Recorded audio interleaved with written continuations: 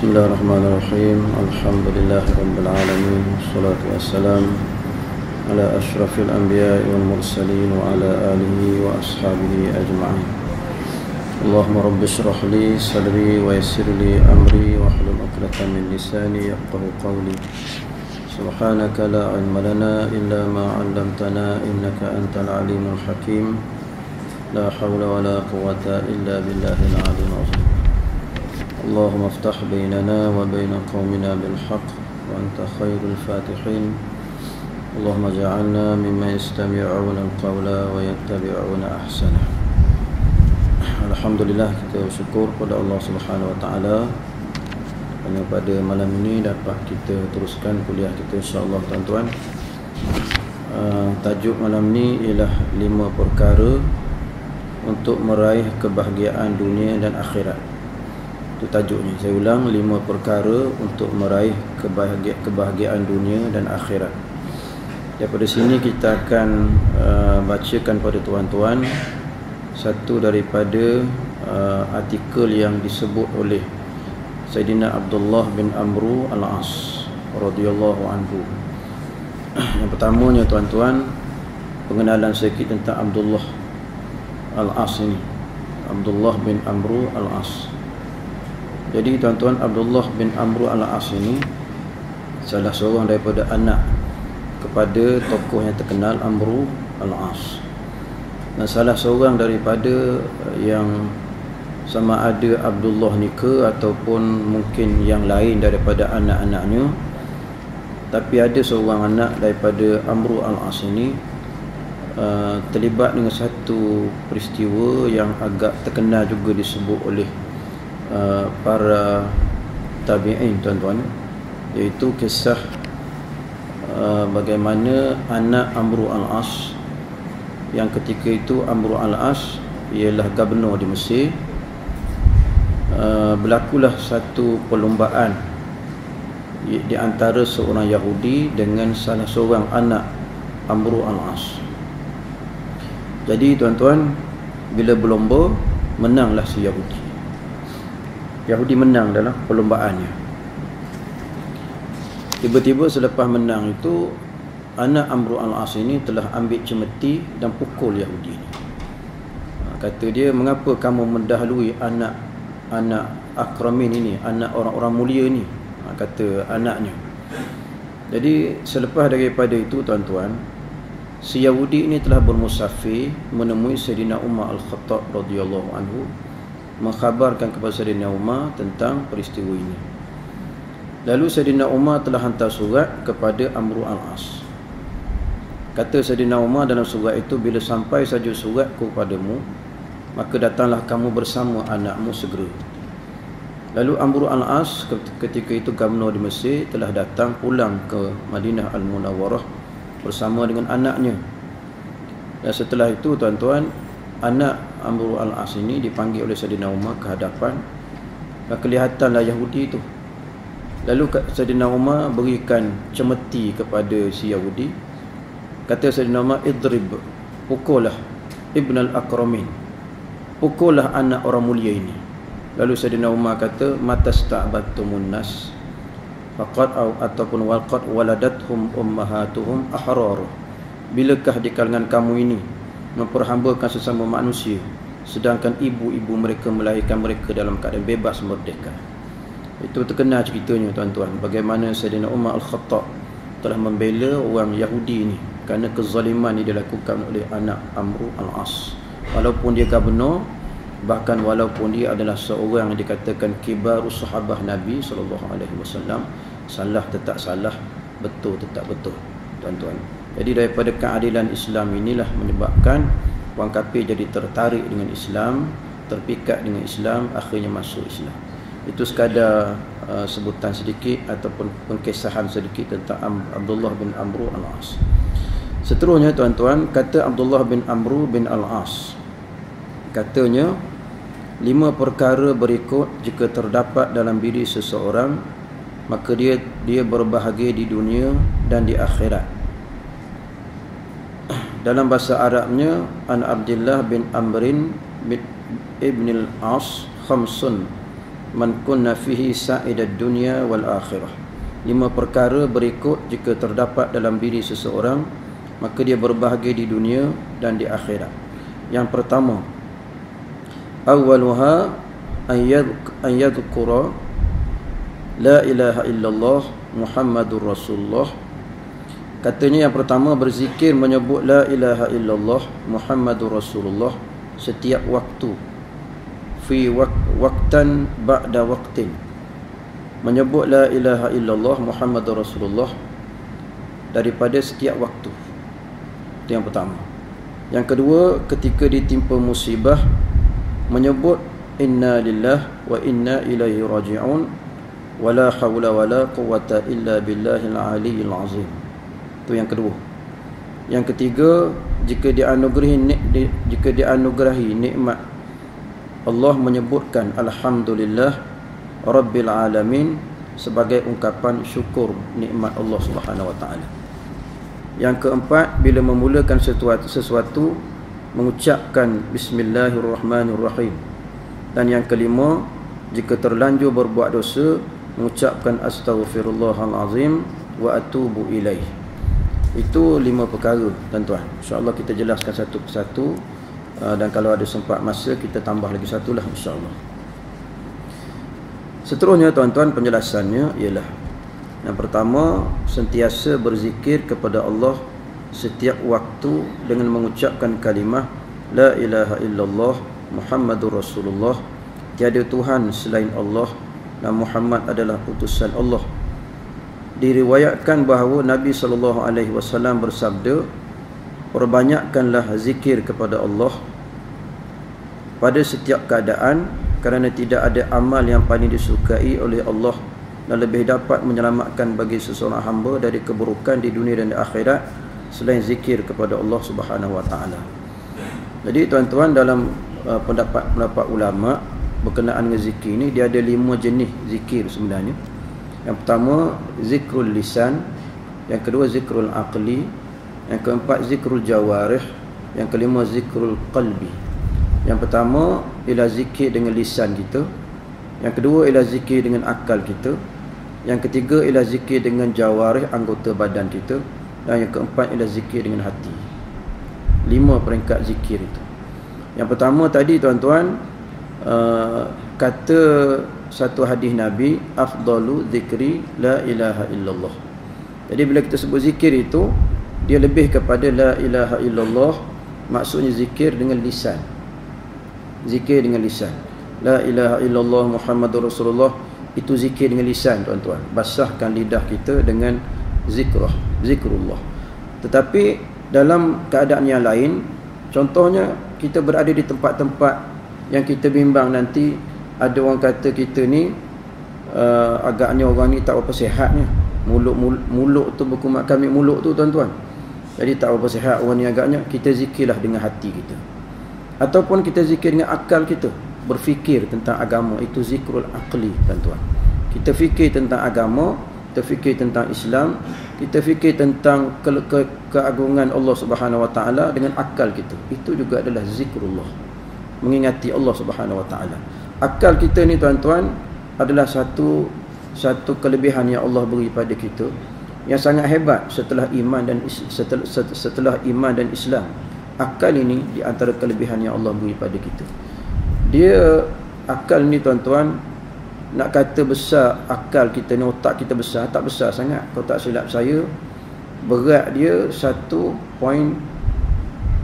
kg ke lebih kurang macam tu lah, tuan-tuan. Berat otak kita ni 1 kg lebih lah, lebih kurang ni. Tapi banyak benda yang boleh kita simpan dalam akal kita, tuan-tuan. Jadi akal kita ni sampai ke peringkat dia boleh berfikir tentang banyak perkara. Begitulah juga kita berfikir tentang kebesaran Allah, keagungan Allah. Dengan berfikir tentang alam ini, maka kita rasa bahawa Allah itu maha agung, maha kaya, tuan-tuan. Itu juga zikrullah, tuan-tuan. Ada isteri seorang sahabat saya di Shah Alam. Dia, tuan-tuan, 1 tahun tu, walaupun isterinya sekarang dah meninggal dah, dia balik ke Kelantan raya lebih kurangnya, tuan-tuan. Datang sakit, dia stroke pada otak ni. Stroke pada otak, hilang semua ingatannya. Hilang bukan sekadar hilang nama, tapi hilang rupa. Maksudnya rupa suami pun dia tak tahu orang mana ni. Tuan-tuan, bukan sekadar rupa suami dia tak tahu siapa. Nama suami pun dia tak ingat. Anak-anak tu susah ceritalah tuan-tuan. Rupa anak tak ingat, semua tak ingat. Rupanya dalam otak kita bukan sekadar nama, bukan sekadar tulisan kita ingat, tapi muka pun, gambaran wajah pun juga kita ingat. Tuan-tuan, begitu sekali kehebatan otak yang Allah berikan pada kita. Hilang habis tuan-tuan. Kata doktor ada 1%. Kalau tunjuk pensel dia tak reti sebut apa. Gitu sekali tuan-tuan, hebatnya Allah uji dia. Bawa balik ke SGMC tuan-tuan, dia duduk di Shah Alam. Bawa SGMC di Subang. Di Subang ni tuan-tuan, SGMC, sampai ke situ. Jadi tuan-tuan, beberapa keadaan, beberapa hari berlaku, maka tuan-tuan dia buat keputusan untuk operate lah otaknya sebab ada stroke dalam otak ni. Nak operate lah tuan-tuan. Jadi operate ni biasanya kan, kalau tuan-tuan ada yang doktor sini, pagi petang dia nak operate, petang tu dia akan test balik lah. Dia cukurkan rambutnya semua, cukur semua tuan-tuan, tapi dia masuk dulu scan sekali lagi. Ada lagi pagi tu, ada lagi stroke tu, ada lagi tuan-tuan, keluarkan balik dan dipersiapkan untuk apa ni tuan-tuan, untuk belah lah, untuk buat operation lah. Petang operation. Pagi tu tuan-tuan, setelah dia masuk sekali punya buat CT scan sekali tu, datang kawan dia ziarah untuk terakhir. Jadi diberikan satu jenis madu tuan-tuan. Ini suami dia cerita kat saya tuan-tuan. Satu jenis madu, bila diberi saja tuan-tuan, isteri dia ni bukan sekadar ada stroke tu, tapi ada masalah kencing manis pula. Jadi nak suruh tunggu kencing manis turun baru nak belah tuan, tu satu benda yang susah juga tu tuan-tuan. Jadi sehinggalah satu peringkat pagi tu, kebetulan suami ni kita try lah makan madu ni. Makanlah tuan, 1 sudu setengah makan. Makan, masuk petang tu tuan-tuan, sebelum operation, diceritakan memang dia masuk sekali lagi untuk scan sekali lagi tuan-tuan. Masuk sekali lagi tu dalam masa lebih kurang dalam 10, 11, 12, 1, 2, 3, 4, 5 jam, 6 jam itu selepas dia buat CT scan kali pertama. Doktor geleng kepala kali kedua ni tuan-tuan, sebab rambut dah cukur semua, dia kata macam mana boleh berlaku macam ni, kerana yang adanya, dia kata 1% je ada yang stroke tu. 1% sahaja yang ada. Kira macam tak ada.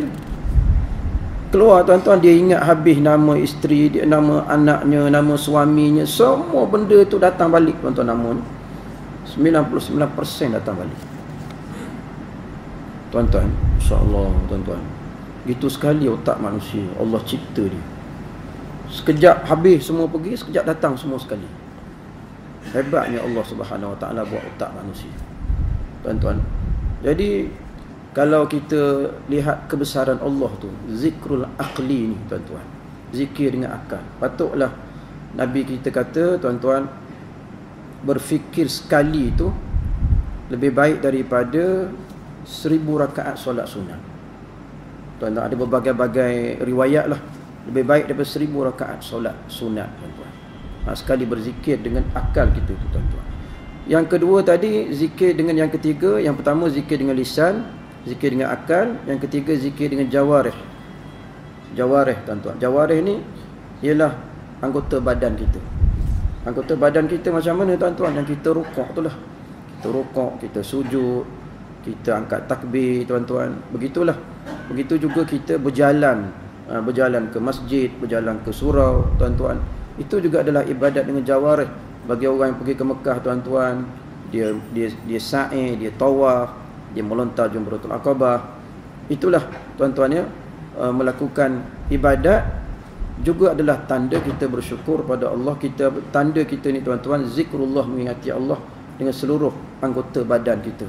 Banyak-banyakkanlah sembahyang tuan-tuan, nescaya sembahyang itu menjadi saksi bahawa kita sentiasa berzikir dengan Allah dengan jawarih kita ataupun dengan anggota badan kita. Yang keempat, hati. Hati ni menjadi perkara biasa bagi kita tuan-tuan, berzikir untuk mengingati Allah melalui hati kita. Hati ni tak bertempat tuan-tuan. Kalau lisan masuk tandas tak boleh. Tak boleh zikir masuk tandas. Tempat-tempat yang melibatkan najis tak boleh. Tapi hati dalam tandas pun boleh. Hati tuan-tuan. Hati ni kadang-kadang orang kata hati dengan akal ni sama je tuan-tuan, walaupun dia ada perbezaan sedikit. Hati ni berbeza sedikit dengan akal kita. Tapi kadang-kadang bila kita baca tentang cerita akal dan hati, kadang-kadang dia ada kaitannya. Kadang-kadang orang kata sama saja tuan-tuan. Zikir hati. Hati kita ni boleh kita ingat pada Allah tuan-tuan. Dia mengingat. Kita sebut nama Allah dalam hati kita tuan-tuan. Sepanjang masa kita boleh sebut nama Allah Subhanahu Wa Taala. Nah, zikrullah ini tuan keseluruhannya boleh kita sebut dalam keadaan kita ni tuan-tuan, ada air sembahyang ke, tak ada air sembahyang ke, kita dalam keadaan haid ke, nifas ke, boleh saja tuan-tuan berzikir pada Allah sama ada dengan lisan, hati semetelah lagi lah tuan-tuan, dan jawarih itu boleh, akal lagi boleh tuan-tuan. Semuanya adalah cara-cara kita berzikir pada Allah Subhanahu Wa Taala, bukan dengan lisan saja tuan-tuan. Allah berfirman dalam ayatnya, alladzina amanu wa tatma'innu qulubuhum bi dzikrillah. Ala bi dzikrillah tatma'innul qulub. Allah kata tuan-tuan, orang-orang yang beriman yang tenang hati mereka itu tuan-tuan dengan zikrullah. Sesungguhnya zikir pada Allah itu menenangkan hati-hati. Jadi tuan-tuan, ayat ini Ar-Ra'd 28. Tuan-tuan nak rujuk balik Ar-Ra'd ayat 28. Jadi hati kita ini boleh kita tenang dengan apa? Bizikrillah. Sebutlah nama Allah Subhanahu Wa Taala. Rasa susah hati sikit tuan-tuan. Jadi ada kala-kalanya, contoh tuan-tuan, bila kita sibuk hari tu nak buat sesuatu. Saya ada pada satu hari ni tuan-tuan, kita sibuk sangat sebab apa, makin paper ni, budak-budak sekolah ni tuan-tuan. Jadi cek kertas ni tuan-tuan. Jadi kadang-kadang jadi serabut tuan-tuan. Jadi serabut. Skripnya tu essay tuan-tuan. Soalan essay, jawapan essay. Dia essay mengarut sekali tuan-tuan. Dia tulis macam-macam budak-budak ni. Itu bukan cerita budak-budak sekolah ni, budak universiti tuan-tuan. Dia mengarut, bawah dia tulis sekali, kesihanilah saya tuan. Kata dia, tuan-tuan, kesihanilah saya tuan, saya ni budak baru belajar, minta markah lebih. Ada ditulis bawah tu tuan-tuan. Sebaik pada skrip itu dia tak tulis nama, dia tulis nombor je. Tulis macam tu. Kadang-kadang kita jadi serabut. Nak campur markah sana, campur markah sini, campur sana, campur sini. Jadi serabut tuan-tuan. Tulisan pula Allahu Akbar. Budak universiti tuan-tuan, bukan elok pun tulisan. Tulisan beremuk sekali. Ya Allah tuan-tuan. Kita dengan spek dengan apa tuan-tuan. Jadi serabut tuan-tuan. Letak tepi jadi serabut. Jadi nak letak markah, nak campur markah, nak bagi dia punya assignment lagi tuan-tuan. Serabut kita. Caranya satu je tuan-tuan. Bila serabut tu, sebutlah sikit zikrullah, sebutlah sikit tuan-tuan. Subhanallah ke, alhamdulillah ke, Allahu Akbar ke, atau la ilaha illallah. Memang ya tuan-tuan, memang jadi tenang. Memang jadi tenang. Tengah-tengah serabut tuan-tuan, cubalah zikrullah sikit.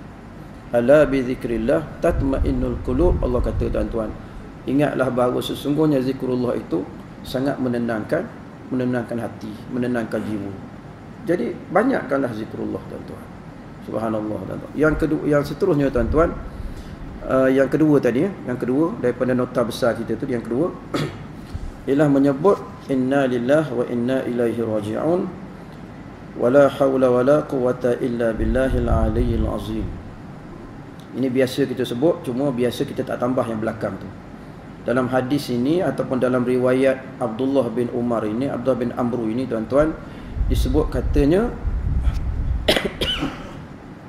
inna lillahi wa inna ilaihi raji'un wala haula wala quwwata illa billahil aliyyil azim. Itu sebutannya. Jadi sesungguhnya kita semua milik Allah dan kepadanya kita akan kembali. Tiada daya upaya dan tiada kekuatan melainkan dengan pertolongan Allah yang maha mulia lagi maha agung ketika ditimpa musibah. Jadi perangai orang Islam sebagaimana tajuk kita tuan-tuan, 5 perkara untuk meraih kebahagiaan dunia dan akhirat. Di antara perangai orang Islam, bila dia menerima musibah, dia kata inna lillahi wa inna ilaihi raji'un. La haula wala haula wala quwwata illa billahil aliyil azim. Apa benda yang kita nak sebut tentang inna lillahi ni?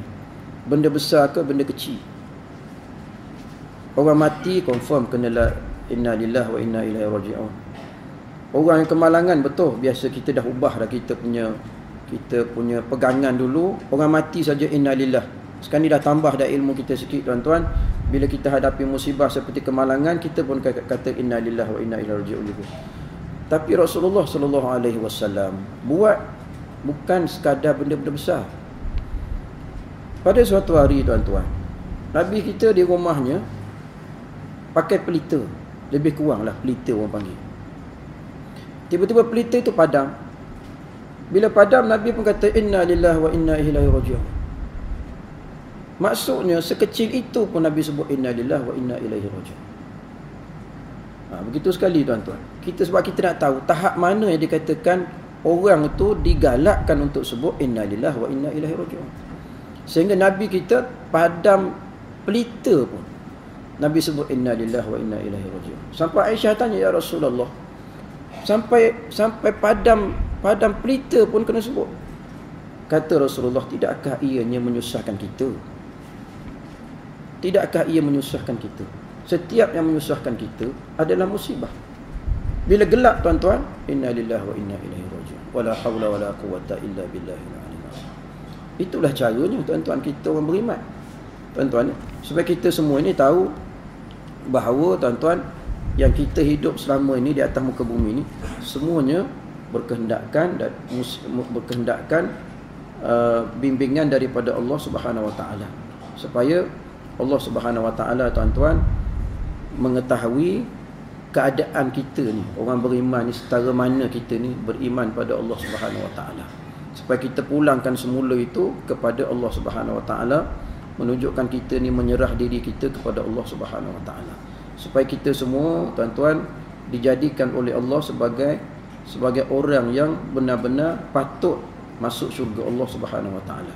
Tuan-tuan, jadi apa juga yang kita hadapi tuan-tuan, kita sebut musibah yang kita hadapi itu, kita sebutlah inna lillahi wa inna ilaihi raji'un. Mudah-mudahan yang kita istirja' ini tuan-tuan, kita pusing balik pada Allah itu jadi suatu perkara yang berbentuk iman kita kepada Allah Subhanahu wa taala. Umpama kalau kita tuan-tuan menerima musibah dengan sebut inna lillahi itu, maka kita redha segala apa yang Allah berikan pada kita. Bentuk apa pun musibah yang Allah beri pada kita, kita terima semua sekali. Tuan-tuan, jangan ada kita ni rasa begini begitu dengan sebab inna lillahi wa inna ilaihi raji'un itu tuan-tuan, kita semua pusingnya kita pergikan semuanya kepada Allah Subhanahu wa taala. Mudah-mudahan Allah Subhanahu wa taala berikan kita yang terbaik selepas itu. Tuan-tuan, mudah-mudahan Allah Subhanahu wa taala jadikan kita manusia yang benar-benar percaya kepada takdirnya. Itu yang keberapa tuan-tuan? Yang kedua ya. Diriwayatkan juga ada sikit lagi tuan-tuan bahawa Nabi SAW bersabda, janganlah memperbanyakkan ucapan selain zikir kepada Allah, kerana sesungguhnya banyak ucapan selain zikir kepada Allah itu akan menjadikan hati keras. Sesungguhnya orang yang paling jauh daripada Allah adalah orang yang keras hatinya. Saya ulang balik tuan-tuan, janganlah memperbanyakkan ucapan selain zikir kepada Allah, kerana sesungguhnya banyak ucapan selain zikir kepada Allah itu akan menjadikan hati keras. Sesungguhnya orang yang paling jauh daripada Allah adalah orang yang keras hatinya. Bila keras hati, apa kesannya tuan-tuan? Bila seseorang itu keras hati, orang beri peringatan dia tak apa nak dengar. Bila orang tu keras hati tuan-tuan, segala apa yang dikatakan hidayah itu susah nak masuk dalam hati dia. Bila dia keras hati tuan-tuan, apa yang kita ajar dia dalam kelas agama pun dia tak peduli apa-apa. Bahkan perkara-perkara yang agama ini tidak menjadi sesuatu yang membimbing dia kepada kebaikan bila keras hati. Begitulah keadaan manusia yang tuan-tuan, penyebab dia jadi keras hati ni sebab dia bercakap banyak. Tuan-tuan, cakap bila perlu saja. Jangan cakap benda yang tak perlu, yang mengaruk-ngaruk tuan-tuan, yang sekadar orang kata daripada tak cakap baik kita bercakap. Contohnya tuan-tuan, duduk kedai kopi tu sembang, boleh karang buku 2 jilid tuan-tuan. Contoh duduk kedai kopi tu, bukanlah marah tuan-tuan duduk kedai kopi, tak. Daripada duduk kedai kopi, duduk bercakap sana, bercakap sini tuan-tuan, baiklah kita zikrullah. Oh, kuat zikir hari ni, kita tanya. Tak faham lagi. Panjang zikir tu. Tak faham lagi tuan-tuan. Kita maksudkan zikir tu bersembang banyak tu lah. Itu maksudnya tuan-tuan. Oh, terkuat sungguh zikir tuan-tuan. Sekarang ni zikir kuat ni, tabung haji, zikir. Zikir sekarang ni tuan-tuan. Tabung haji, orang zikir sekarang ni tuan-tuan. Kuat zikir, tabung haji tu tuan-tuan. Tu tuan-tuan ni. Jadi zikir lepas tu tukar 1 MDB, zikir tuan-tuan. Sekarang ni masya-Allah tuan-tuan. Nak buat macam mana ubah dah zikir sekarang. Masya-Allah tuan-tuan. Seterusnya yang keempat tuan-tuan. Yang keempat ni bersyukur. Yang tadi ya. Yang ketiga alhamdulillah rabbil alamin. Mengucapkan alhamdulillah rabbil alamin, segala puji bagi Allah Tuhan semesta alam. Sebagai ungkapan syukur nikmat ketika mendapat anugerah, diriwayatkan daripada Samurah bin Jundub bahawa Nabi SAW bersabda, ucapan yang paling disukai Allah itu ada 4. Subhanallah, walhamdulillah, wala ilaha illallah, wallahu akbar. Maha suci Allah, segala puji bagi Allah, tiada Tuhan selain Allah, Allah Maha besar, tidak mengapa anda mula membaca dari yang mana pun. Tak ada masalah nak yang belakang duduk depan, yang tengah duduk belakang, yang tengah duduk depan, tak ada masalah. Tapi yang pentingnya Allah sangat sukai 4 perkara ini tuan-tuan. Subhanallah, walhamdulillah, wala ilaha illallah, wallahu akbar. Itulah zikir yang paling yang paling disukai oleh Allah Subhanahu Wa Taala. Dan kalau tuan-tuan masih ingat apa yang telah kita bentang dalam hari kiamat dulu, tanda-tanda kiamat tuan-tuan, bagaimana pada satu ketika bila kita dikepung oleh Dajjal di satu bukit di Syria, maka kita tak ada makanan apa-apa. Jadi kita tuan-tuan telah dicatu makanannya, telah dicatu minumannya. Macam mana kita nak hidup masa itu? Kata sahabat Nabi, wa ma yu'aishuna fi dhalika zaman ya Rasulullah. Apa yang boleh kami hidup pada zaman itu ya Rasulullah? Lalu Nabi kita bersabda, Nabi kita kata at-tahlil wat takbir wat tasbih wat tahmid. Kata Rasulullah, yujra bihi majrat ta'am. Kata Rasulullah sallallahu alaihi wasallam, kita hanya dapat hidup dengan subhanallah, alhamdulillah, wala ilaha illallah, wallahu akbar, yang mengalir dalam aliran darah kita ini sebagaimana makanan mengalir dalam pembuluh darah kita. Tuan-tuan, itulah cara kita makan pada akhir zaman ketika Dajjal mengepung kita. Tuan-tuan, rupanya tasbih ini tuan-tuan sangat dikasih oleh Allah Subhanahu Wa Taala. Tuan-tuan, jadi mungkinlah ketika itu kita pun tak bergantung dengan sesiapa. Tahap pergantungan kita dengan Allah itu sangat padat tuan-tuan, 100%. Kita bergantung pada Allah sepenuhnya, sehingga tak ada cara dah kita nak makan, tak ada cara dah kita nak minuman, kita akan mati dengan kelaparan, kebuluran. Tapi Allah Subhanahu Wa Taala jadikan kita tuan-tuan dapat makanan dan kenyang pula dengan apa? Dengan wallahi, dengan apa? Subhanallah, walhamdulillah, wala ilaha illallah, wallahu akbar. Cara mana tak tahulah tuan-tuan boleh mengenyangkan kita. Kita nak test sekarang pun tak berapa itulah tuan-tuan, tak berapa sesuai. Kerana keadaan kita nak test tu, keadaan kita tak sebagaimana keadaan yang digambarkan oleh Nabi SAW. Sebab pergantungan diri kita dengan Allah. Bila kita bergantung dengan Allah 100% tuan-tuan, masa itulah baru kita dapati akan kelebihan-kelebihan yang Allah beri pada kita. Tuan-tuan, rupanya yang ini ni tuan-tuan adalah merupakan ucapan yang paling disukai oleh Allah Subhanahu Wa Taala. Kita gunakan masa mana tuan-tuan? Kita guna masa sembahyang tasbih. Yang kedua, kita guna masa sembahyang hari raya, 2 hari raya. Kita gunakan sembahyang masa itu juga. Dan apa lagi kita gunakan tuan-tuan? Masa sembahyang istisqa tuan-tuan, kita gunakan juga sembahyang istisqa tuan-tuan. Banyak tempat-tempat yang tertentu kita gunakan keempat-empat kalimah ini tuan-tuan. Itu juga menunjukkan tuan-tuan, kita adalah orang yang sangat bersyukur di atas segala nikmat yang Allah beri pada kita. Termasuk dalamnya ialah alhamdulillah. Setiap apa yang kita ada di atas muka bumi, semua adalah kurniaan Allah Subhanahu Wa Taala. Dan kalau kita nak kira tuan-tuan, setiap Allah beri nikmat pada kita itu, kita kena balas pada Allah 1 juta tasbih. Macam mana tuan-tuan? Katakanlah begitu. Setiap nikmat yang Allah beri pada kita, 1 juta tasbih kita kena lafazkan. Macam mana tuan-tuan? Apa yang Allah kata tu alhamdulillah kena 1 juta kali. 1 juta kali baru dapat balas satu mata. 1 juta kali kedua baru dapat balas mata yang kedua. Agaknya banyak mana kita nak tasbih? Tuan-tuan, tak cukup lagi kita dengan tasbih. Alhamdulillah tu tuan-tuan, apa yang Allah beri pada kita. Semuanya kita kata alhamdulillah. Bangun daripada tidur, alhamdulillahilladzi ahyana ba'dama amatana wa ilaihin nusyur. Berapa ramai orang baca alhamdulillah ketika dia bangun tidur? Betapa ramai orang tuan-tuan, dia boleh sujud syukur pada Allah kerana dapat nikmat yang besar daripada Allah. Setiap kali dia dapat nikmat, dia syukur pada Allah dan dia sujud syukur pada Allah. Bahkan perangai dia sujud syukur pada Allah Subhanahu Wa Taala. Berapa ramai di kalangan kita boleh buat macam tu? Sujud syukur tu berapa ramai tuan-tuan? Saya pernah jumpa ada satu masjid, tapi tak ingat dah tuan-tuan, masjid mana. Dia tuan-tuan, bila dia sujud, bila habis semayang Zuhur, rasa saya singgah tuan-tuan, dia sujud selepas itu. Dan saya singgah kali kedua tuan-tuan, dia juga ada orang yang sama, dia tetap sujud syukur selepas dia semayang Zuhur. Masya Allah tuan-tuan. Mahala ke Putrajaya kalau tak silap, ada satu masjid tuan-tuan.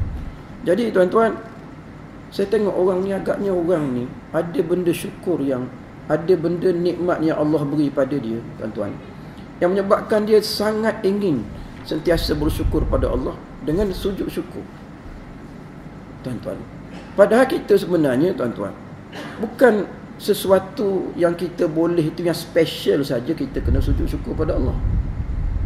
Tetapi tuan-tuan, kita kena sujud pada Allah kerana contohnya kita dapat agama Islam ni pada kita. Islam ni ada dari kita ni tuan-tuan. Bukankah itu satu nikmat yang paling besar yang Allah beri pada kita? Nikmat iman yang Allah beri pada kita, bukankah itu nikmat yang amat besar tuan-tuan yang Allah beri pada kita? Tuan-tuan, kenapa kita tak boleh sujud syukur setiap kali sembahyang? Ataupun tuan-tuan, kita rasa tak nak beri orang tengok tuan-tuan, kita balik rumah, kita sujud syukur pada Allah Subhanahu Wa Taala di atas segala apa?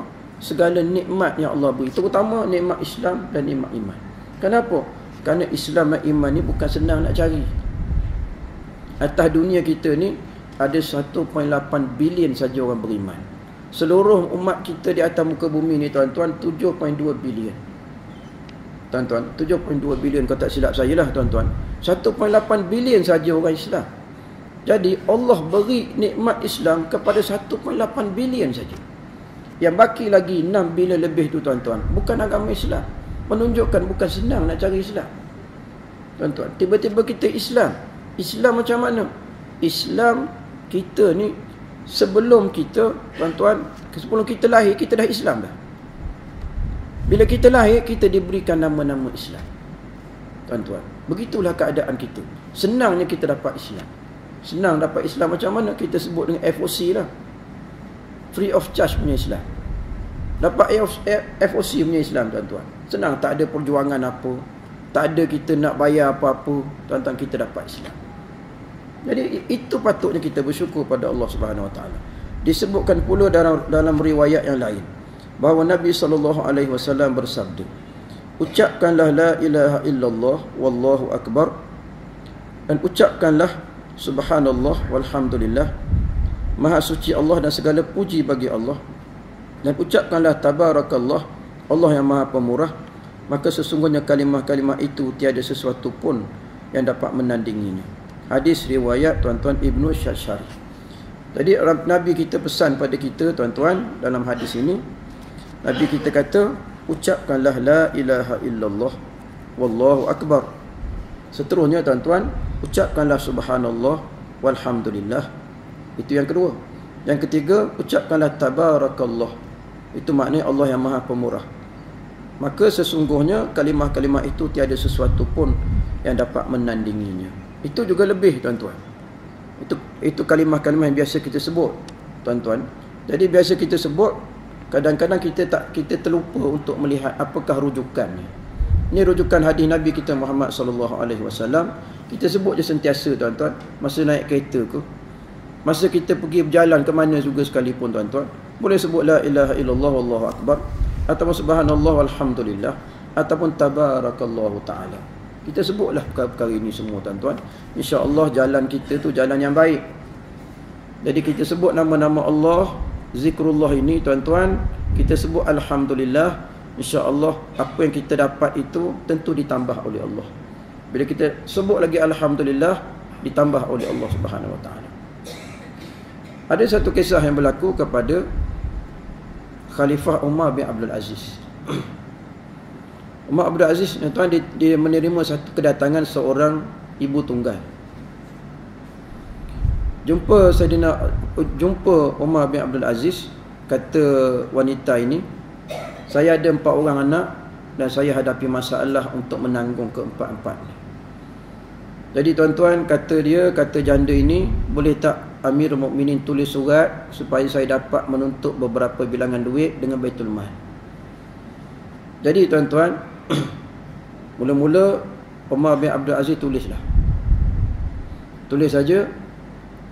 Umar tanya, anak kamu yang pertama nama apa? Tulislah namanya.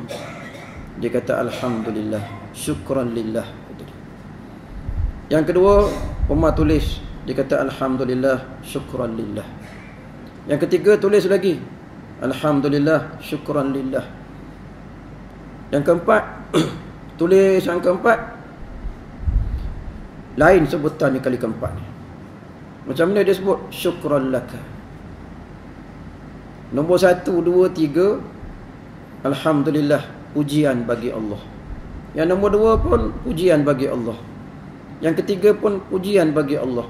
Yang keempat, pujian bagi kamu, bagi Umar bin Abdul Aziz. Umar pun padam yang ketiga, kekalkan yang 3 orang tadi. Jadi si janda ni tanya, kenapa wahai Amirul Mukminin padamkan yang keempat, yang ketiga biarkan? Kata Umar, harta bukan harta aku, harta Allah. Kenapa kamu nak bersyukur pada aku pula? Kata Umar, kenapa kamu nak bersyukur pada aku? Sedangkan yang semua pemberian itu, harta itu Baitul Mal, harta Allah. Yang dijaga oleh kerajaan aku, bukan harta aku. Kenapa kamu nak berterima kasih pada aku pula? Punya jaga Umar, tuan-tuan, telitinya. Padam yang akhir sekali itu padam. Teliti tak teliti ni tuan-tuan. Alhamdulillah saja tu mengenai alhamdulillah. Tuan-tuan, dah kalau kita ni tuan-tuan, gaji sana dah 65,000. Gaji MDB dah 75,000 contohnya. Tuan-tuan, 100,000 lebih dah tu. Tuan-tuan, Allahu Akbar. Tak ucap alhamdulillah lagi ke tuan-tuan? Umpama saja nota kaki saja tuan-tuan. Minta maaf dah tuan-tuan. Begitu sekali keadaan Umar bin Abdul Aziz tuan-tuan. Kehebatan Umar bin Abdul Aziz dalam menguruskan hartanya, sehingga kan ucapan alhamdulillah tu menjadi suatu tuan-tuan miqyas bagi dia, ukuran bagi dia. Tuan-tuan, yang ini boleh beri, yang ini tak boleh beri. Begitu sekali. Tuan-tuan, ini yang penting untuk kita faham, bahawa sesuatu kerajaan itu tuan-tuan, dia mengutamakan rakyatnya daripada diri dia sendiri. Tuan-tuan, dia tak pentingkan diri dia. Tuan-tuan, sebab tu Umar bin Abdul Aziz ini tuan-tuan, dia antara raja yang kaya ketika dia bersama dengan ayah dia. Ayah dia jadi khalifah. Selepas itu tuan-tuan, masa dia berada di istana ayah dia, dia juga diselubungi dengan kekayaan. Maksudnya dia hidup kecil, remaja, besar dan tua dalam keadaan kaya. Sehinggalah dia dilantik menjadi khalifah. Hari dia lantik jadi khalifah, dia keluar daripada istana, duduk tempat yang dianggap sebagai rumah, bukan rumah, tuan-tuan, pondok. Buat roti sendiri, cari rezeki sendiri tuan-tuan. Maknanya dia tak ada gaji. Macam tu sekali. Ini baru khalifah tuan-tuan. Khalifah sekarang tak tahulah macam mana tuan-tuan. Itu yang keberapa tadi tuan-tuan? Yang bersyukur yang ketiga ya. Satu lagi ni tuan-tuan, dalam hadis Sayyidina Umar Al-Khattab radhiyallahu berkenaan dengan bersyukur juga ni. Kata Umar, anna Umar radhiyallahu anhu annahu sami'a rajulan yaqul. Satu hari tuan-tuan, Sayyidina Umar radhiyallahu anhu berkata, aku mendengar seorang lelaki berkata, Allahumma ja'alni minal qalil. Ya Allah, ya Tuhanku, masukkanlah aku dari kalangan orang yang sedikit. Jadikanlah aku orang yang sedikit. Faqala Umaru ma hadzal du'a. Umar kata kepada orang ni, doa apa ni? Doa apa ni? Kau doa apa ni? Ya Allah, jadikan aku daripada yang sedikit. Doa apa ni? Dan Umar tanya, wahai manusia, kau doa apa? Aku tak faham, orang pun tak faham. Kalau aku tak faham nanti, kalau Tuhan tak faham, Tuhan tahu macam mana? Tentu sekali Allah Maha memahami. Tapi kata Sayyidina Umar, kau doa apa? Faqala ar-rajul inni sami'tu Allah yaqul wa qalilun min ibadiy asy-syakur fa ana ad'uhu an yaj'alani min dhalikal qalil. Faqala Umar kullu an-nasi a'lam min Umar. Kata dia, wahai Umar, aku dengar Allah berfirman, sangat sedikit dari hamba-Ku bersyukur. Itu kata al-qalil tu. Lepas tu dia kata, Allahumma ja'alni minal qalil. Sebab dalam firman Allah dalam surah Sabah kata, Nabi Allah berfirman, wa qalilun min ibadiy syakur, dan sedikit sekali dari hamba-Ku yang bersyukur. Jadi wahai Umar, aku doa pada Allah, ya Allah ya Tuhanku, jadikanlah aku daripada yang sedikit itu. Umar pun berkata, tuan-tuan, sesungguhnya semua manusia lebih alim pada Umar. Semua manusia lebih alim pada Umar. Umar kata macam tu, tuan-tuan. Itu tawaduk Umar dalam peristiwa ini, tuan-tuan, sangat memberikan kesedaran pada kita. Sebab apa, tuan-tuan? Sebab lelaki ini lelaki yang biasa saja di kalangan Saidina Umar. Dia tidak dikenali oleh Saidina Umar, tuan-tuan. Langsung tidak diberi perhatian oleh orang ramai, tuan-tuan. Tetapi lelaki ini, dia sentiasa membaca Quran. Kalau tidak, takkanlah dia perasan ayat yang pendek itu dalam surah Sabah, tuan-tuan. Dia sentiasa merujuk Al-Quran dan memahami dan mentadabbur Al-Quranul Karim. Sebab itu kita, tuan-tuan, bila baca Quran, tadabbur ayatnya. Maknanya bukan tadabbur maksudnya betulkan makhraj saja, tidak. Bukan tadabbur maksudnya membetulkan, tuan-tuan, baris depan, atas, bawah saja, tidak. Tapi reti makna dia, pesanan-pesanan Allah pada kita tu menerusi ayat Al-Quran, tuan-tuan. Jadi pesanan itu kalau kita tak faham, dia tinggal sekadar pun dia tak faham, tuan-tuan. Betul lah baca dia tu memberi pahala, tapi kita kena sentiasa mengangkat takut kita tu, takut yang hebat tu, tuan-tuan, yang lebih baik daripada yang sekarang, iaitu daripada tak faham kepada faham. Macam lelaki Badui ini orang kampung ni, tuan-tuan, tapi dia boleh analisa Quran, dia boleh faham Al-Quran. Sehingga kan kalau Allah kata sangat sedikit hamba-Ku yang bersyukur, aku nak supaya dia masukkan aku di kalangan yang sedikit itu. Tapi kalau kita fikir, tuan-tuan, kalau dia doa macam ni, ya Allah ya Tuhanku, perbanyakkanlah orang bersyukur. Contoh gitu, tuan-tuan. Katakanlah dia doa, ya Allah ya Tuhanku, perbanyakkanlah orang bersyukur.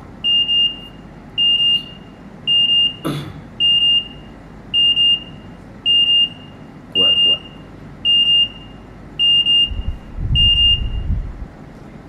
Okey, tuan-tuan. Itu pesanan penaja saya, tuan-tuan. Jadi apa salahnya kalau dia berdoa pada Allah, ya Allah ya Tuhanku, ramaikanlah orang bersyukur. Contohnya, tuan-tuan, tak boleh lah, tuan-tuan, dia doa macam tu. Bukan tak boleh, tapi bila Allah kata wa qalilun min ibadiy syakur, memang mula daripada dulu sampai sekarang, sampai akan datang, orang bersyukur tu tak ramai. Jadi yang paling eloknya dia berdoa supaya Allah masukkan dia di kalangan orang yang sedikit itu, iaitu orang yang bersyukur.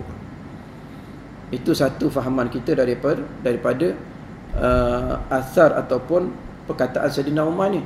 Satu lagi, tuan-tuan, dalam perkara ini, secara nota kaki saja kita singgungkan sikit, tuan-tuan, bahawa bila Umar ni, tuan-tuan, Umar tu sendiri orang yang sangat banyak ilmu. Dan Nabi kita sendiri mengakui tentang kealiman Saidina Umar Al-Khattab radhiyallahu anhu, tuan-tuan. Jadi bila Umar ni bertanya tentang lelaki ini berkenaan dengan doa dia tu, lalu dia kata, tidak, saya membaca ayat wa qalilun min ibadiy syakur, sampai Umar dengar teliti, sampai Umar kata semua orang alim pada Umar. Itu menunjukkan apa? Menunjukkan Umar ni sangat tawaduk dengan ilmu dia. Tuan-tuan, Umar sangat tawaduk dengan ilmu dia. Bukan sekadar itu yang kita pernah dengar. Yang ini salah satu daripada hadisnya, tuan-tuan, daripada kisahnya. Pernah Umar radhiyallahu anhu disanggah oleh seorang perempuan. Macam mana dia disanggah oleh seorang perempuan bila Umar telah menetapkan mahar untuk mas kahwin? Umar kata susah sangat sekarang ni orang tinggikan mahar. Umar kata kita kurangkanlah mahar itu dan kita standardkan dia. Maksudnya kita berikan bilangan yang rendah sedikit daripada yang ada sekarang. Sebab sekarang ni mahar itu sangat mahal. Contohnya tuan-tuan, lalu seorang wanita pun baca ayat Quran depan Saidina Umar yang menunjukkan bahawa ayat itu menunjukkan boleh kita minta mas kahwin dengan harga yang mahal. Dia baca ayat Quran. Tuan-tuan, bila dengar saja wanita ini baca Al-Quran, Umar kata apa tuan-tuan? Umar kata asabatil mar'ah akhta'a Umar. Betul perempuan ini, Umar salah. Umar sampai begitu tuan-tuan, sikap dia dengan ilmu. Dia kata dia orang lain lebih alim daripada Umar. Itu sikap Saidina Umar Al-Khattab radhiyallahu anhu tuan-tuan. Yang itu yang kedua. Ini masuk yang ketiga pula. Sempat ke pukul 9 ni tuan-tuan? Ni yang keempat ya. Keempat. Mengucapkan bismillahirrahmanirrahim. Kata ada tadi. Ada tadi tuan-tuan. Mengucapkan bismillahirrahmanirrahim dengan menyebut nama Allah yang Maha Pemurah lagi Maha Penyayang ketika memulakan sesuatu perbuatan baik. Abu Hurairah radhiyallahu anhu berkata bahawa Rasulullah sallallahu alaihi wasallam bersabda, setiap perkara yang mempunyai nilai yang baik jika tidak dimulakan dengan menyebut asmaullah, maka perkara itu terputus daripada rahmat dan keberkatan Allah Subhanahu wa taala. Jadi yang ini ni tuan-tuan berkaitan dengan ucapan yang selalu kita sebut, iaitu bismillahirrahmanirrahim. Jadi tuan-tuan, kita ni tuan-tuan dalam agama kita ni kita ada budaya. Antara budaya kita ialah apa-apa kita buat bismillahirrahmanirrahim. Tuan-tuan, dengan sebutan zikrullah, bismillah ni di antara nama-nama Allah. Bismillahirrahmanirrahim tuan-tuan, kita pegang barang bismillah, kita pegang tempat buka kereta bismillah, kita nak letak kunci pada tu bismillah, semua bismillah. Biar kita ni sentiasa jadi begitu. Biar mulut kita ni sentiasa dengan bismillah. Tuan-tuan, ataupun biar mulut kita ni sentiasa dengan Allahu Akbar. Contoh tuan-tuan, sentiasa dengan Allahu Akbar, sentiasa dengan bismillahirrahmanirrahim. Nak mulakan perbuatan bismillahirrahmanirrahim. Sebut nama Allah Subhanahu wa taala. Tuan-tuan, pernah berlaku di zaman Rasulullah sallallahu alaihi wasallam, diriwayatkan oleh Huzaifah ibn al-Yaman, kata dia, ketika kami bersama Rasulullah sallallahu alaihi wasallam sedang siap ingin menjamah makanan. Sebelum mereka makan, tiba-tiba kelihatan seorang gadis datang daripada satu arah. Si gadis ini tuan-tuan berlari dengan cepat dan mendatangi mereka. Duduk bersama dengan Rasulullah sallallahu alaihi wasallam. Sambil dia hulur tangan itu nak sentuh makanan itu, Nabi kita larang dia daripada sentuh makanan itu. Nabi dia cegah dia daripada sentuh makanan itu. Dah tu perempuan itu berlalu, datang pula seorang Arab lagi datang kepada mereka. Dan tuan-tuan duduk dan cuba menyentuh makanan itu. Sekali lagi Nabi tuan-tuan mencegah dia. Nabi kita cegah dia sekali lagi tuan-tuan. Nabi kita tak benar dia makan. Tadi ialah perempuan, mungkin sebab dia perempuan. Yang dia lelaki pula, Nabi tak benarkan. Apa kisahnya? Rasulullah menceritakan kepada para sahabat baginda sebenarnya yang berlaku. Baginda berkata bahawa si gadis itu telah dihantar oleh syaitan kerana si gadis itu tidak membaca bismillah apabila mau menjamah makanan. Oleh itu mustahil syaitan berjaya menjamah makanan itu. Selepas itu apabila Rasulullah SAW mencegah si gadis itu, maka syaitan telah menghantar si Arab itu pula melakukan perkara yang serupa. Sesungguhnya tangan syaitan menyamai tangan si gadis dan tangan si Arab tadi. Dan sampai begitu Rasulullah diuji oleh Allah Subhanahu wa taala. Tuan-tuan, kenapa? Orang syaitan tuan-tuan, bila dia tidak sebut bismillah, dia tak boleh sentuh makanan kita. Ataupun kita yang menyebut bismillah, dia takkan sebut bismillah, syaitan. Bila kita bismillah, dia takkan dapat menyentuh makanan kita. Ini yang kita tuan-tuan Saya tak tahulah benda ni boleh percaya ke tidak, perkara ni boleh kita yakin ke tidak, tapi sekadar beri cerita pada tuan-tuan. Ada satu tempat makanan Arab yang terkenal di bumi Malaysia ni lah, tuan-tuan. Di bumi Malaysia ni. Kalau nak cerita tempatnya, tuan-tuan kena belanja saya makan lah, tuan-tuan. Kata seorang sahabat saya, tuan-tuan, dia kata sahabat dia ni kalau pergi pejabat dia di KL Central, dia kata dalam pejabat kau tu ada 2 ekor duduk atas kursi. Ada istimewa dia dapat tengok jin tu masuk, tuan-tuan. Ada 2 ekor atas kursi.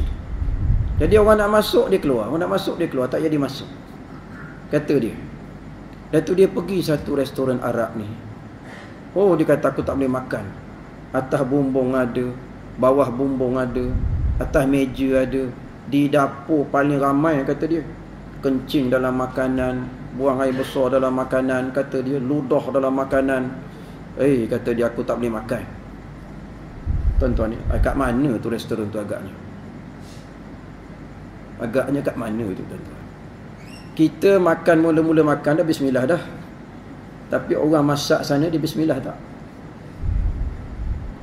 Masalah tu, tuan-tuan. Jadi sebab itu bila kita cari makanan kita, carilah makanan di tempat orang-orang yang, tuan-tuan, bertakwa pada Allah Subhanahu Wa Taala. Satu lagi, orang yang bertakwa ini, tuan-tuan, dia kena ada buka restoran lah. Kau tak nak cari restoran orang bertakwa kat mana?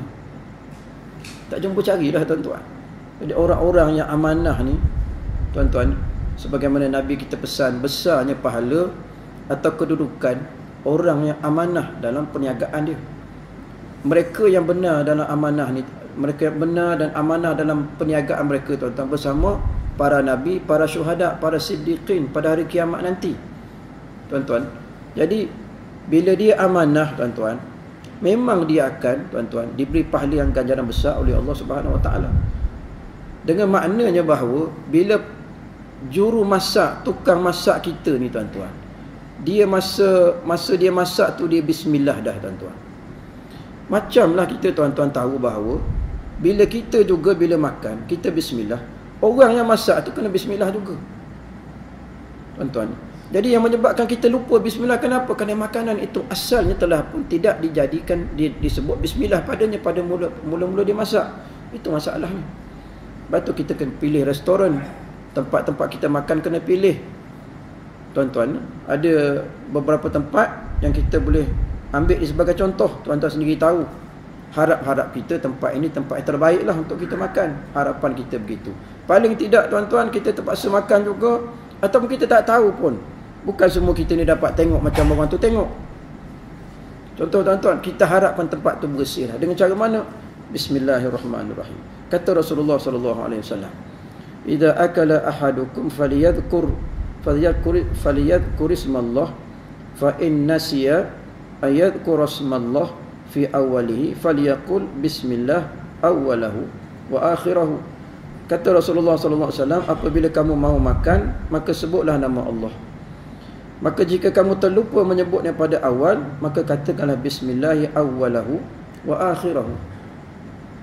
Kata tengah-tengah makan ni, tuan-tuan, baru teringat tak bismillah tadi. Maka, tuan-tuan, kata Rasulullah SAW, pada satu hari, kata Nabi kita ketawa. Tengok orang makan, Nabi ketawa. Kenapa Nabi ketawa? Nabi kata, aku ketawa kerana orang yang makan itu tadi dia tidak bismillah. Syaitan makan bersama dengan dia. Tiba-tiba tengah-tengah dia makan, dia teringat dia tak baca bismillah. Dia sebut baca bismillah awwalahu wa akhirahu. Lalu syaitan memuntahkan segala makanannya. Sebab itu aku ketawa. Syaitan jadi lapar sebab terpaksa muntahkan semua. Muntahkan semua, tuan-tuan. Makanan yang disebut dengan bismillah awwaluhu wa akhirahu. Tuan-tuan, mudah saja untuk sebutannya, tuan-tuan. Dengan nama Allah, mula dan akhirnya. Tak reti sebut dengan bismillah dalam bahasa Arab, bahasa Melayu pun boleh. Dengan nama Allah, mula dan akhir. Itu caranya, tuan-tuan. Bismillah. Jadi bagi saya, tuan-tuan, walaupun maklumat-maklumat kita kata tadi agaknya boleh dipertikaikan, orang tu nampak ke apa, tuan-tuan, tapi jarang kita jumpa orang boleh tengok ni, boleh nampak ni, tuan-tuan. Yang penting bagi kita, jagalah. Nabi kita suruh jaga, bismillah betul-betul, bismillahirrahmanirrahim. InsyaAllah segala keburukan yang ada itu tidak akan menimpa kita, tuan-tuan. Seterusnya kata Nabi SAW, tuan-tuan, kata tadi yang keempat, tuan-tuan. Keempat ke yang kelima? Yang kelima, yang terakhir lah. Yang kelima, ni yang kelima. Ya. Mengucapkan astaghfirullahalazim wa atubu ilaih. Saya memohon ampun dan bertaubat kepada Allah yang Maha Agung apabila terlanjur berbuat dosa. Diriwayatkan daripada Anas bin Malik radhiyallahu anhu bahawa Rasulullah sallallahu alaihi wasallam bersabda, perhatikan, akan aku beritahu kepada anda mengenai penyakit yang menimpa anda dan ubatnya. Sesungguhnya penyakit anda adalah dosa-dosa, sedangkan ubatnya adalah istighfar. Hadis riwayat Ad-Dailami. Seterusnya, tuan-tuan, Ibnu Abbas juga meriwayatkan bahawa Rasulullah sallallahu alaihi wasallam bersabda, sesiapa yang membiasakan istighfar, maka Allah menjadikan baginya jalan keluar daripada setiap kesempitan, kebahagiaan daripada setiap kesusahan, dan dia memberi rezeki dengan tidak disangka-sangka. Ini, tuan-tuan, yang kita sentiasa hadapilah, iaitu kita ni sentiasa berdosa. Diri kita ni, tuan-tuan, setiap hari mesti ada dosa. Macam kita setiap hari kena GST, lebih kuranglah, tuan-tuan. Tiap hari kena GST, tuan-tuan. Jadi kita pun ambillah contoh. GST ni, tuan-tuan, pergi beli bateri telefon 6%. Singgah KFC masa beli telefon 6%, 12%. Singgah beli kat Segi ataupun Giant 6%. Jadi kita dapat sehari tu 18% kena sehari tu. Esok pun sama juga. Lebih kurang je, tuan-tuan. Beli tiket bas 16%. Isi minyak 6%, isi minyak 6%. Sampai 5 kali beli, 5 kali 6, 30% kita kena gitu. Betul, tuan-tuan? Ke berapa tuan-tuan kena setiap hari? Ke 10 barang tuan kena. Tuan-tuan ingat sekali je ke tuan kena? Kita kena 3-4 kali sehari, tuan-tuan. Kita bukan beli satu barang saja setiap hari.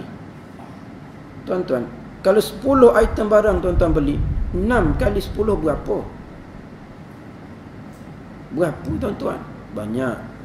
Itu sajalah nota kaki, tuan-tuan. Dalam satu kisah, tuan-tuan, berkaitan dengan astaghfirullah ni, dia beritahu kepada siapa? Kepada seorang ulama besar daripada Mekah. Jadi orang muda ni baru kahwin dan perkahwinannya dah menjangkau 1.5 atau 2 tahun. Dia pergi jumpa Tok Syekh, dia kata, wahai tuan guru, saya ni kita dah kahwin hampir 2 tahun, tak nampak lagi dapat anak, kata dia. Lalu kata Syekh ni, kata dia, istighfarlah banyak-banyak. Sebagaimana hadis Nabi kita kata tadi, tuan-tuan, Nabi kita kata, maka Allah menjadikan baginya jalan keluar daripada setiap kesempitan, kata Rasulullah. Kata Syekh ini, istighfarlah banyak-banyak. Istighfarlah banyak-banyak. Setahun selepas itu dia bawa baby dia jumpa Syekh. Istighfarlah banyak-banyak, tuan-tuan. Kisah juga Ahmad bin Hanbal radhiyallahu ta'ala. Dia, tuan-tuan, pada satu malam dia bermusafir ke mana, tiba-tiba sampai di satu tempat itu malam. Jadi tempat nak tidur tak ada, dia pergi ke masjid. Jadi cadang nak tidur, tapi pengawal masjid kata tak boleh tidur sini. Kata Syekh Ahmad, kata Imam Ahmad, aku tidur di luar masjid boleh, beranda dia? Tak boleh. Kata Imam Ahmad, aku tidur berdiri tak boleh kat sini? Tak boleh. Tidur berdiri tak boleh. Teruk betul pengawal. Melampau pengawal ni. Dia pun keluar daripada kawasan masjid, berjumpa dengan seorang pembuat roti. Kata dia, aku tengok dari tadi engkau duk cakap dengan pengawal tu. Kenapa? Kata Imam Ahmad, aku minta nak tidur, dia tak biar aku tidur. Tak apalah tuan, tuan datang tidur rumah saya lah. Tuan-tuan, dia terimalah pelawaan, tak ada tempat lain lah. Tuan-tuan, yang jadi kenapa orang tu pengawal tu boleh tolak semua tu sampai tidur berdiri pun tak beri tu, kenapa? Tentu ada sebab, tuan-tuan. Jadi orang tu kata, tuan datanglah tidur tempat saya, rumah saya.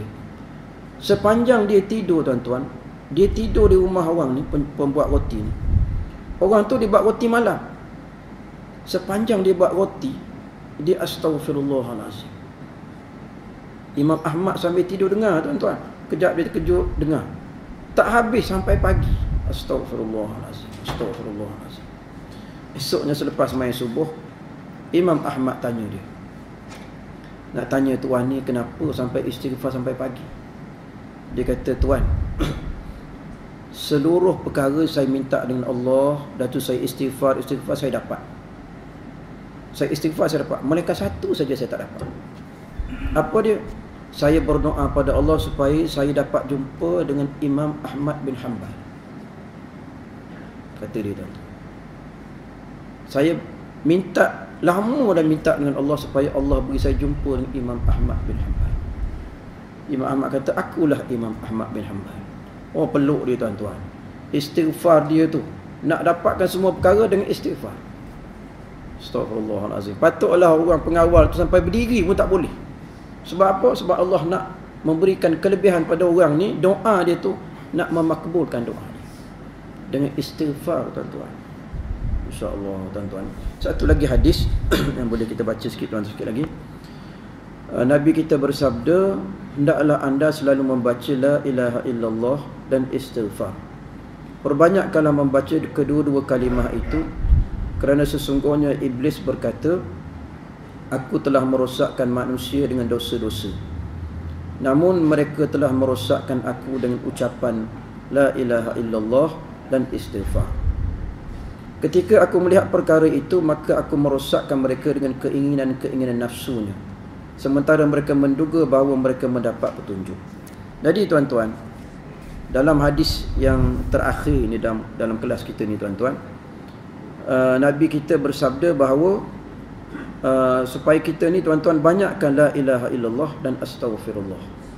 Kenapa? Kerana sesungguhnya iblis berkata, aku telah merosakkan manusia dengan dosa-dosa, namun mereka telah merosakkan aku dengan ucapan la ilaha illallah astaghfirullahalazim. Jadi, tuan-tuan, syaitan dan iblis dia memang kerja dia ngasuh kita. Tiap-tiap hari dia ngasuh kita, tiap-tiap hari dia goda kita, tuan-tuan, dengan berbagai-bagai jenis godaan. Ada kala kita tergoda, ada kita boleh bertahan. Tuan-tuan, dia suka kalau kita termakan godaan dia, tetapi dia rosak apabila kita beristighfar. Oleh kerana itu, tuan-tuan, disebabkan kita ni memang sentiasa berdosa, maka istighfarlah tiap-tiap hari. Nabi kita pun istighfar sampai 100 kali sehari semalam. Jadi kalau Nabi pun istighfar 100 kali sehari semalam, tuan-tuan, kita ni orang biasa, orang yang sentiasa berdosa. Kenapa kita tak sentiasa beristighfar pada Allah Subhanahu Wa Taala sebagaimana Nabi kita buat? Kalau Nabi kita boleh 100 kali sehari semalam, kita ni dosa banyak, kita kena 3 kali ganda lagi, 4 kali ganda lagi daripada Nabi SAW. Tuan-tuan, kena 400 kali patutnya. Sebab apa? Sebab Nabi kita istighfar sebab bukan dia berdosa. Nabi tak berdosa, tuan-tuan. Nabi diampunkan dosa oleh Allah Subhanahu Wa Taala. Istighfar buat apa? Sebab nak ajar umat dia, tuan-tuan, nak ajar umat dia supaya sentiasa beristighfar pada Allah, dan jadikan dia tabiat dia. Istighfar tu jadi tabiat mulut kita bercakap begitu, tuan-tuan. Istighfar tu jadi tabiat kita, tuan-tuan. Setiap hari kita dengan istighfar pada Allah Subhanahu Wa Taala. Samalah juga dengan la ilaha illallah ke, bismillah ke, tuan-tuan. Bismillah kalau nak buat sesuatu, bismillahirrahmanirrahim, tuan-tuan. Zikir dengan lisan la ilaha illallah wallahu akbar, atau la ilaha illallah la haula wala quwata illa billahil aliyyil azim. Dan juga di atas dosa, astaghfirullah. Tiap-tiap hari, tuan-tuan, tiap-tiap hari kita beristighfar pada Allah Subhanahu Wa Taala, tuan-tuan. Dalam selepas sembahyang, bukan 3 kali saja, tuan-tuan. 3 kali satu sembahyang, baru berapa kali? 3 kali 5, baru 15 kali. Tambahan daripada itu, tuan-tuan, astaghfirullah sentiasa. Dalam kereta, dalam pejabat, di mana juga, tuan-tuan, istighfarlah banyak-banyak. Biarlah Allah matikan kita dalam istighfar. Nanti, tuan-tuan, ada diceritakan oleh ulama, ada seorang apabila diberitahu oleh Allah akan diberikan oleh Allah buku amalannya, dia buka buku amalan itu, tuan-tuan, tak ada benda lain melainkan istighfar semata-mata. Tulisnya istighfar je, tuan-tuan. Sampai malaikat tak reti nak tulis banyak mana pahala. Dia tulis kalimah astaghfirullah. tuan-tuan. Sebab tak reti nak beri pahala banyak mana. Tengok buku dia penuh dengan istighfar kepada Allah. Setiap helaian itu istighfar, setiap helaian itu istighfar. Tuan-tuan, begitulah keadaan manusia tuan-tuan yang taat kepada Allah Subhanahu Wa Taala. Tuan-tuan, begitulah orang beristighfar ini tuan-tuan. Kadang-kadang tengok masa mati itu cukup lain keadaan itu tuan-tuan. Banyak pengalaman-pengalaman saya sendirilah tuan-tuan. Orang yang banyak berzikir, banyak beristighfar tuan-tuan. Mayat dia tu bila ada satu kisah yang berlaku di sekitar di tempat kita juga lah, bukan di sekitar sinilah tuan-tuan, kampung saya lah. Tuan-tuan, dia jenis orang suka tasbih, orang suka istighfar tuan-tuan. Masa mayat dia tu dia bawa ke kubur, orang yang pikul keranda tu dengar dia la ilaha illallah subhanallah, dengar dia dalam keranda tuan-tuan, dengar dia dalam keranda. Itu kelebihan orang ni tuan-tuan. Masya Allah. Kita balik kepada Allah dengan apa tuan-tuan? Bukan dengan harta kita. Kita balik kepada Allah bukan dengan pangkat kita. Bukan kita balik dengan Allah ni tuan-tuan dengan kereta besar kita, tak tuan-tuan. Tapi kita balik dengan Allah dengan keikhlasan amalan kita. Itu yang akan kita bawa tuan-tuan ke dalam kubur kita. Mudah-mudahan kita sebahagian daripada ni tuan-tuan, anak-anak cucu cicit dia tu tuan-tuan, sampai sekarang orang cerita pasal dia tuan-tuan, dia rasa bangga memiliki keluarga yang hebat begitu tuan-tuan. Walaupun kita tahu tuan-tuan, orang hebat atas muka bumi, siapa dia, pangkat dia besar, tapi bila cerita tentang orang ni nak pergi ke kubur, keranda dia tu bunyi daripada dalam keranda, subhanallah, alhamdulillah ni tuan-tuan. Nak cari setanding dia di atas dunia dengan pangkat orang tu, boleh tak? Tak boleh cari. Masya Allah tuan. Itu martabat yang paling kekal, yang paling besar di sisi Allah, kekal di sisi Allah Subhanahu Wa Taala. Sekadar itu tuan-tuan, yang baik itu datang daripada Allah, yang kurang itu kelemahan saya. Wallahu a'lam. Allahumma aghnina bil ilmi wa zayyina bil hilmi wa akrimna bit taqwa wa jammilna bil afiyah. Sallallahu ala sayidina Muhammad wa ala alihi wa sahbihi wa baraka wasallam. Alhamdulillahirabbil alamin.